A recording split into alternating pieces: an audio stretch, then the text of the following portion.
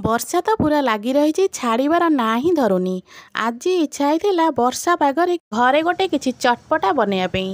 ତ ଘରେ ଦୁଇଟା ମକା ଥିଲା। ଆଜି ମୁଁ ଏହି ମକାରେ ଗୋଟେ ଚଟପଟା ରେସିପି ବନେଇବି। ପ୍ରଥମେ ମକାର ଚୋପାକୁ ସବୁ ଭଲ ଭାବରେ ଛଡ଼େଇ ଦେବା। ଏବେ ମୁଁ ଛଡ଼େଇଥିବା ମକାକୁ 2 ଖଣ୍ଡ କରିଦେଉଛି, ଯେଉଁଥିରେ କି ଆମର ମକାର ମଞ୍ଜି ବାହାର କରିବା ପାଇଁ ସୁବିଧା ହେବ। ତ ଏମିତି ହାତରେ ମକାର ମଞ୍ଜିକୁ ସବୁ ଆମେ ଅଲଗା କରିଦେବା। ଏବେ ଏଠି ମୁଁ ସବୁଯାକ ମକାର ମଞ୍ଜିକୁ ଅଲଗା କରିଦେଇଛି। 2ଟା ମକାକୁ ମୁଁ ଏମିତି ଛଡ଼େଇକି ତାର ମଞ୍ଜି ସବୁ ନେଇଯାଇଛି। ଏବେ ଚାଲନ୍ତୁ ଗୋଟେ ଚଟପଟା ରେସିପି ବନେଇବା। ତ ଏଠି ଗୋଟେ ମିକ୍ସଚର ଜାର୍ ନେଇଯାଇଛି, ସେଥିରେ ଆମେ ସବୁଯାକ ମକାର ମଞ୍ଜିକୁ ଏଠି ଦେଇଦେବା।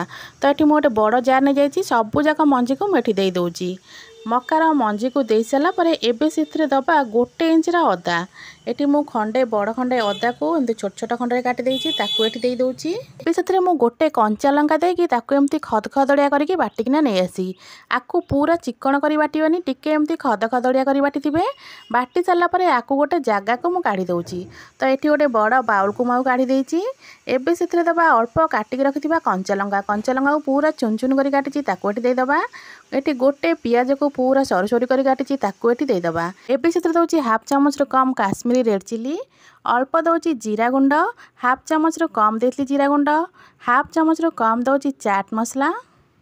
ଏବେ ଦେବା ସ୍ୱାଦ ଅନୁସାରେ ଲୁଣ, କାଟିକି ରଖିଥିବା ଧନିଆ ପତ୍ରରେ ଫ୍ଲେଭରଟା ବହୁତ ହିଁ ବଢ଼ିଆ ଆସିବ। ଏବେ ସେଥିରେ ମୁଁ 2 ଚାମଚ ଦେଇଦେଉଛି ବେସନ କେବଳ ବାଇଣ୍ଡିଙ୍ଗ ପାଇଁ ଆମେ ଦେବା, ବେଶୀ ବେସନ ଦେବାନି, କେବଳ 2 ଚାମଚ ବେସନ ଦେବା। ଏବେ ତାକୁ ହାତରେ ଭଲ ଭାବରେ ଚକଟି ଦେବା। ଯଦି ଆପଣମାନଙ୍କୁ ଆଜିର ଏହି ଚଟପଟା ରେସିପିଟି ଭଲ ଲାଗେ, ଭିଡ଼ିଓକୁ ଲାଇକ୍ କରିବେ, ସେୟାର କରିବେ, ଚ୍ୟାନେଲ ଯଦି ନୂଆ ଅଛନ୍ତି ସବସ୍କ୍ରାଇବ୍ ନିଶ୍ଚୟ କରିଦେବେ। ତ ଏଠି ଦେଖନ୍ତୁ ମୁଁ ଆକୁ ସବୁଯାକକୁ ଭଲ ଭାବରେ ଚକୁଟି ସାରିଲାଣି। ଏବେ ଆର ଛୋଟ ଛୋଟ ଟିକି ହିସାବରେ ମୁଁ ଏଠି ବନେଇକିନା ଆପଣମାନଙ୍କୁ ଦେଖାଉଛି। ତ ଏମିତି ଦେଖନ୍ତୁ, ଏମିତି ହିଁ ଆପଣମାନେ ପୁରା ଛୋଟ ଛୋଟ ଟିକି ବନେଇବେ। ଆକୁ ବେଶୀ ମୋଟା କରିକିନା ବନେଇବେନି କି ବେଶୀ ପତଲା କରିକି ମଧ୍ୟ ବନେଇବେନି, ଏମିତି ହିଁ ବନେଇବେ। ତ ଏଠି ମୁଁ ସବୁଯାକ ଟିକି ବନେଇ ଦେଉଛି। ଏବେ ଗ୍ୟାସ୍ ଅନ୍ କରି ଗୋଟେ କଡ଼େଇ ବସେଇବା। କଡ଼େଇକୁ ଭଲ ଭାବରେ ଗରମ ଦେବା। କଡ଼େଇଟା ଆମର ଭଲ ଭାବରେ ଗରମ ହେଇସାରିଲା ପରେ ସେଥିରେ ଅଳ୍ପ ରିଫାଇନ୍ ତେଲ ଦେଇଦେବା। ତେଲକୁ ଭଲ ଭାବରେ ଗରମ କରିବେ। ତେଲ ପୁରା ଭଲ ଭାବରେ ଗରମ ହେଇସାରିଲା ପରେ ଛୋଟ ଛୋଟ ବରା ଯେଉଁ ଆମେ ବନେଇ ରଖିଥିଲେ ତାକୁ ଏବେ ଏଥିରେ ଦେଇଦେବା। ତ ଏଠି ମୁଁ ସବୁଯାକ ବରାକୁ ଦେଇଦେଉଛି। କଡ଼େଇରେ ଯେତିକି ଜାଗା ହେବ ଗୋଟେ ଥରରେ ସେତିକି ଦେଇକିନା ଛାଣିବେ, ବେଶୀ ବି ଦେଇକି ଛାଣିବେନି। ତ ମୋର ଗୋଟେ ଥରରେ ଯେତିକି ଜାଗା ହେଇଥିଲା ମୁଁ ସେତିକି ହିଁ ଏଥିରେ ଦେଇଦେଇଥିଲି। ଗୋଟେ ପଟ ପୁରା ଭଲ ଭାବରେ ଛାଣି ହେଇସାରିଲା ପରେ ତାକୁ ଆପଣମାନେ ଆର ପଟକୁ ଲଉଟେଇବେ। ତ ଜଲ୍ଦିରେ ଲଉଟେଇବେନି, ଗୋଟେ ପଟ ପୁରା ଭଲ ଭାବରେ ହେଇସାରିଲା ପରେ ତାକୁ ଆର ପଟକୁ ଲଉଟେଇବେ।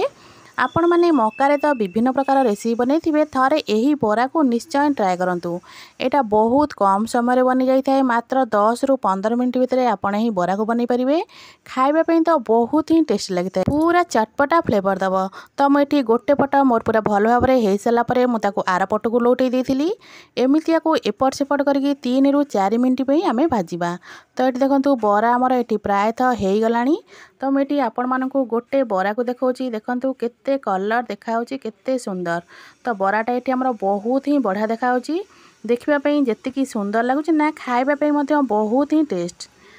ତ ଏଠି ବରା ଆମର ତ ସବୁ ଭଲ ଭାବରେ ହେଇଗଲାଣି। ଏବେ ଗୋଟି ଗୋଟି କରି ସବୁଯାକ ବରାକୁ ଗୋଟେ ପ୍ଲେଟ୍କୁ ଆମେ କାଢ଼ିଦେବା। ତ ମୁଁ ଏଠି ଗୋଟେ ପ୍ଲେଟ୍ରେ ସବୁଯାକ ବରାକୁ ଏଠି କାଢ଼ିଦେବି। ତ ମୁଁ ଏଠି ସବୁଯାକ ବରାକୁ ଏଠି କାଢ଼ି ଦେଇଛି। ଏବେ ଯେଉଁ ବଳକା ତେଲ ଅଛି ସେଥିରେ ଆଉ ଯେତିକି ବରା ଆମର ବନିବ ସବୁଯାକକୁ ଦେଇକି ଭଲ ଭାବରେ ଛାଣିଦେବା। ଏଠି ମୋର ସବୁଯାକ ବରା ଏଠି ରେଡ଼ି ହେଇଯାଇଛି। ତ ଏଠି ମୁଁ ବରାକୁ ଗୋଟେ ପ୍ଲେଟ୍କୁ କାଢ଼ିକି ଆପଣମାନଙ୍କୁ ଦେଖାଉଛି। ଆପଣମାନେ ଏହି ବରାକୁ କିଛି ବି ଚଟଣି ସହିତ ଖାଇପାରିବେ, ନହେଲେ ଟମାଟୋ ସସ୍ ସହିତ ମଧ୍ୟ ଖାଇପାରିବେ। ଖାଇବା ପାଇଁ ଏଇଟା ବହୁତ ହିଁ ଟେଷ୍ଟ ଲାଗିଥାଏ, ବହୁତ କମ୍ ସମୟରେ ଏଇଟା ବନିଯାଇଥାଏ। ଆଶା କରୁଛି ଆପଣମାନଙ୍କୁ ଆଜିର ଏହି ରେସିପିଟି ନିଶ୍ଚୟ ଭଲ ଲାଗିଥିବ। ପୁଣି ଆସିବି ଗୋଟେ ନୂଆ ରେସିପି ନେଇ, ସେ ପର୍ଯ୍ୟନ୍ତ ରହୁଛି। ନମସ୍କାର, ଜୟ ଜଗନ୍ନାଥ।